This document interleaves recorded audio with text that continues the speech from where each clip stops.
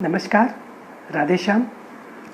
आप सबका स्वागत है आज के इस इंस्टाग्राम लाइव कार्यक्रम में। आज हमारे बीच जयपुर घराने की कथक नृत्यांगना श्रीमती पारुल मिश्रा जी जुड़ रही हैं, जो कि अपनी कथक यात्रा की चर्चा हमारे साथ करेंगी।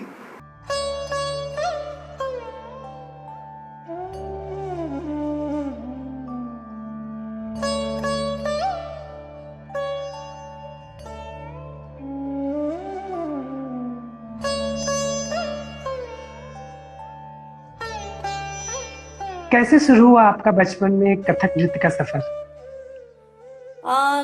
बचपन में तो कहूँ तो मैं स्कूल में जब थी तो अक्सर स्कूल के जो भी कार्यक्रम होते थे तो उसमें मुझे पार्टिसिपेट करने का एक शौक था, और वो धीरे धीरे शौक इतना अधिक हो गया कि जब भी मैं पार्टिसिपेट करती थी तो जो हमारी डांस टीचर थी वो स्पेशली मुझे कहती थी कि हर प्रोग्राम में मैं तुम्हें लूंगी।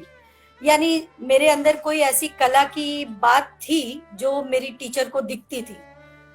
और एक चीज और है कि मैं गुजराती हूँ, और गुजरातियों में जो गरबा और डांडिया का जो प्रचलन है, जो हमारे नवरात्रि में हम स्पेशली छोटे से छोटे बच्चे हों और बड़े से बड़े बुजुर्ग भी क्यों ना हो, वो सभी कोई नवरात्रि में अपना गरबा गाते हैं, डांडिया करते हैं। तो वो एक टैलेंट जो गुजरातियों में है वो शायद मेरे में भी था।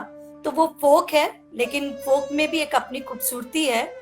तो मैं बचपन में स्कूल में इसी तरह प्रोग्राम में कार्यक्रमों में अपना भाग लेती थी, और लेते लेते धीरे धीरे उस समय से फोक डांस वगैरह ही करती थी। ज्यादा क्लासिकल का मुझे कोई ऐसा मैंने टीचर का गाइडेंस नहीं मिला था। लेकिन जब क्लास 10th में आई तो 10th पास करने के बाद मुझे एक अच्छे टीचर से मेरी मुलाकात हुई, और कलकत्ते में मैं रहती थी तो कलकत्ते में पंडित राम गोपाल मिश्रा, स्वर्ग उनका देहांत हो चुका है, उनकी बेटी काजल मिश्रा से मेरी पहली मुलाकात हुई। और जब उन्होंने मेरा डांस देखा तो बहुत प्रभावित हुई और बोली तुम्हारे में अच्छा एक टैलेंट है और तुम मेरे पिताजी के पास डांस सीखो। तो उस समय मैं ना घराना जानती थी, ना कथक जानती थी, कथक क्या है और क्या घराने होते हैं, मैं कुछ भी नहीं जानती थी। सिर्फ स्कूल में फोक तक मैं सीमित थी, या रविंद्र संगीत पे डांस कर लेती थी बंगला गाने के ऊपर। तो जब पहली बार मैं गुरुजी से मिली, मैंने गुरु क्या होते हैं वो पहली बार जब मैं मिली उनसे, और बहुत ही मैंने खूबसूरत इंसान जिससे कहते हैं, डर तो जरूर लगा था फर्स्ट टाइम, क्योंकि इतने बड़े गुरु हैं, कभी कथक सीखा नहीं, कथक का क नहीं आता था। उन्होंने मुझे धीरे धीरे सब चीजों को सिखाया और काफी टाइम उनके पास मैंने सीखा। सीखते सीखते उन्हीं के अंडर में एक दो बार मुझे कार्यक्रम करने के कथक के मुझे मौका भी मिला। मेरे परिवार में कोई भी आर्टिस्ट नहीं था, सिर्फ मेरे पिताजी बहुत अच्छा गाते थे और बहुत अच्छे लिसनर थे, माने श्रोता थे, क्लासिकल गाने के बहुत शौकीन थे। और रविंद्र संगीत जो बंगला में थे उनको गुजराती लैंग्वेज में ट्रांसलेट करके उनके कई कार्यक्रम किए। तो वो उनको एक इंटरेस्ट था कि किसी तरह उनके इंटरेस्ट से शायद मुझे ये एक मिला कि लाभ मिला कि मेरे पिताजी भी इस चीजों को पसंद करते हैं, कला को पसंद करते हैं। 85 में साथ ही साथ कटनी भी गई, और कटनी में भी मैं प्रथम पुरस्कार से सम्मानित की गई। उस समय पुरु दाधित जी जजमेंट में थे, और जब उन्होंने जजमेंट करके जब वो जाने लगे और मैं भी जब स्टेज से उतर के जाने लगी थी, तो मुझे पास में बुलाकर उन्होंने एक शब्द कहा था, बेटा आप जहां से भी आए हो बहुत अच्छा डांस करते हो, और डांस अपना मत छोड़ना, आप बहुत अच्छा कर सकते हो, आपके अंदर भाव है और बहुत ग्रेस है, इसको कंटिन्यूअस रखना। मुझे किसी ने कहा कि और अच्छी ट्रेनिंग लेनी है कथक में तो आप दिल्ली जाइए, वहाँ सबसे बड़े बड़े गुरु लोग हैं, पंडित बिरजू महाराज जी हैं, दुर्गालाल जी हैं, ऐसे अच्छे अच्छे गुरु हैं जिनके अंडर में आपको सीखने मिलेगा। तो ये चीज मुझे सुनील कोठारी जी ने मुझे सजेस्ट किया था कि तुम अगर सच में सीखना चाहती हो सीरियसली तो तुम दिल्ली जाओ और कथक केंद्र में एडमिशन लो। बस वो दिन था 85 में मैंने उसके पहले एक इंटरव्यू दिया मास्टर कोर्स के लिए, और वो 6 महीने का कोर्स था। उसके पहले मैं कलकत्ते में ही सीखती थी गुरुजी के पास में, गुरु माँ के पास में, और साथ में मैं अपनी ही स्कूल में जहाँ से मैंने स्कूलिंग पास की उसी स्कूल में मैं डांस टीचर बन गई थी। बस तो इसी तरह कलकत्ते में मैंने अपना कैरियर शुरू किया। वहां पर मैंने काफी प्रोग्राम्स किए, पदातिक में किया और पदातिक में भी बहुत अच्छा प्रोग्राम रहा। फिर 85 में जब दिल्ली में आई तो मैं पंडित दुर्गालाल जी की शागिर्द बनी और उन्हीं के अंडर में मैंने 4 साल तक मैंने सीखा। 85 से लेके 89 तक मैंने उन्हीं के पास सीखा। मेरे गुरुजी ने मुझे एक ही शब्द कहा था, दुर्गालाल जी ने, बेटा मैं तुमको 6 महीने में यहाँ स्टेज पे उतार रहा हूँ, मेरी इज्जत रखना, क्योंकि सामने बड़े बड़े गुरु बैठे होंगे, महाराज जी भी हैं, मुन्ना भैया भी हैं, बहुत बड़े बड़े गुरु होंगे, तो मेरी इज्जत रख लेना। तो उस समय 6 महीने में मैंने गुरुजी के पास बहुत ज्यादा चीजें नहीं सीखी थी, उनकी चीजें, क्योंकि बड़े गुरु थे तो वो मुश्किल से दिल्ली में कम रहते थे, ज्यादा बाहर विदेशों में प्रोग्राम के लिए व्यस्त रहते थे।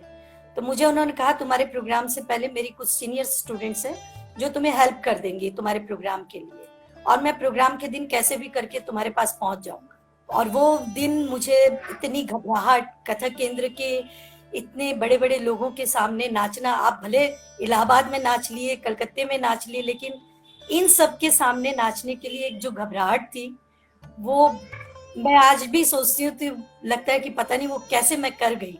और बाद में प्रोग्राम के बाद में गुरुजी, महाराज जी सबको मिले, हम सब ने फोटो खिंचवाई। 87 में मैं बॉम्बे गई, श्रृंगार मणि किया, वहां से मुझे श्रृंगार मणि की उपाधि मिली। और श्रृंगार मणि वहां से मिलने के बाद 88 में मैंने साहित्य कला परिषद में युवा महोत्सव किया, वहां भी सम्मानित हुई। 90 में मेरी शादी हो गई, महाराज जी ने मुझे पसंद किया और राम मोहन महाराज जी से मेरी शादी हुई। और फिर मैं दिल्ली में ही थी, दिल्ली में ही मैं उस समय मैं अपने गुरुजी के साथ क्लासेस कर रही थी, लेकिन गुरुजी की 90 में जिस साल मेरी शादी हुई उसी साल उनकी 31 जनवरी को उनकी डेथ हो गई। और वो बहुत बड़ा एक सदमा था। लखनऊ में उनका परफॉर्मेंस था और वो परफॉर्मेंस के दरमियान ही, उनकी परफॉर्मेंस के बाद उनका देहांत हो गया। लेकिन ये जरूर था कि मैं राम मोहन जी की क्लास में जरूर जाती थी, जब भी वक्त मिलता था। तो मुझे लखनऊ घराने की कुछ चीजें बहुत पसंद है, खास करके थाट, उनकी गत निकास, उनके भाव जो है, वो चीजें मुझे शुरू से पसंद थी।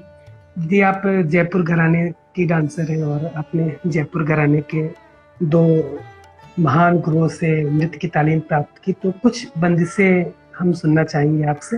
मैं पहले गुरु की एक तिश्र जाति की एक बोल है, टुकड़ा है, जिसको मैं करूंगी। तिश्र जाति में थु न तक थे थे तत दिग तक ता थे ता थे ता ता थुंगा थुंगा के ता ता दिग ना गज दिग ता ता थे ता थे दिग ता ता थे ता थे दिग ता थे ता थे। मॉरिशस में 3 साल रहने के साथ साथ मुझे एक बहुत बड़ी अपॉर्चुनिटी मिली थी, जो कि वो भी एक मेरे अपने आप में एक मेरी जिंदगी के लिए एक ख्वाब था, जो कि वो ख्वाब पूरा हो गया। मैं अमिताभ बच्चन जी के साथ भी पिक्चर में एक काम की और वो अरमान फिल्म थी। कार बंद हो गई अंकल। हाँ बेटे। मैं कुछ मदद कर सकता हूँ? Thank you young man। जी आपको गई थी मैं शूटिंग देखने के लिए बच्चों को लेकर, लेकिन कभी सोचा नहीं था कि मैं अमिताभ जी के साथ काम कर लूंगी। किन्हीं और विचारों के साथ पुनः किसी प्रोग्राम के साथ आपसे मिलेंगे। तब तक के लिए नमस्कार, राधे श्याम। नमस्कार सभी को, मेरा बहुत बहुत धन्यवाद जिसने मुझे सुना, मेरी बातों को सुना।